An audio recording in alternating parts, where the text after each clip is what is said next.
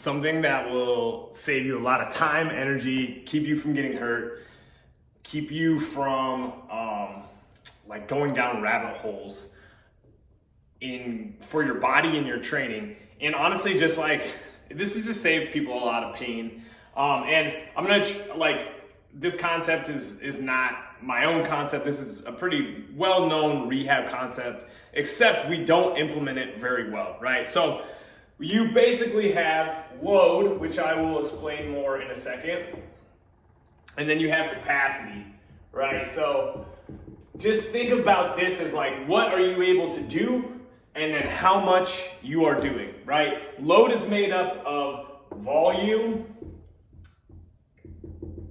intensity, and frequency. These are basically the most simple variables in strength and conditioning and in rehab, right? How much are we doing? How hard is it? And how often are we doing it, right? There's other factors like specific tissues that are being worked. That's where like variation can come into play and be really helpful. But essentially then capacity is like, how much work can you do?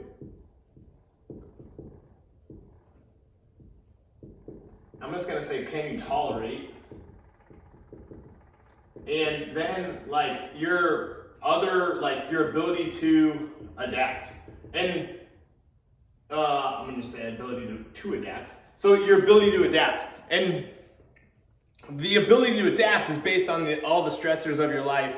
It's also, your nutrition, your sleep, your community support, because there's some wild things where people can do a ton of work if they're supported and they have community, or they just feel really good about what they're doing. Like, it literally can change people's performance when they're in the right environment, right? But if you're not managing this side very well, then this side, you're not going to feel good. Like, if your capacity and your load are not like being managed well, meaning like you don't have to get this perfect.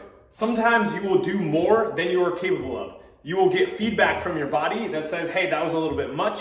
The problem is that people don't listen to that feedback loop and they just keep going, right? If you are underloading yourself, then your capacity is going to decline, and we don't want to do that either, right? But you can't have all three of these variables be super high. If your volume is high, if you're doing a bunch of work and your intensity is high and you're trying to do it 6 days a week or 7 days a week, you're gonna get pushback.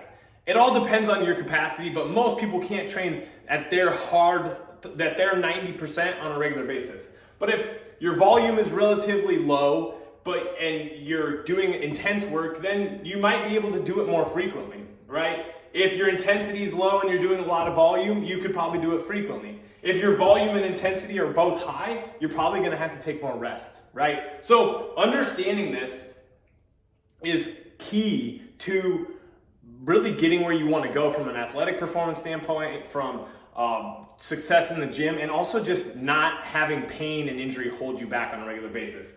Just one last final example, or just a way to visualize it. Like, if this is the load and this is my capacity, we're gonna have a bad time, right? If we can get these two closer to being about the same with some amount of fluctuation, then we're gonna do a lot better in training and we're gonna feel a lot better overall. Doesn't mean you're not gonna get feedback from your body, because some amount of feedback when you're training hard is just, a normal response. But if you're chronically injured, this is the stuff to take into consideration. That's all I got for today. Peace.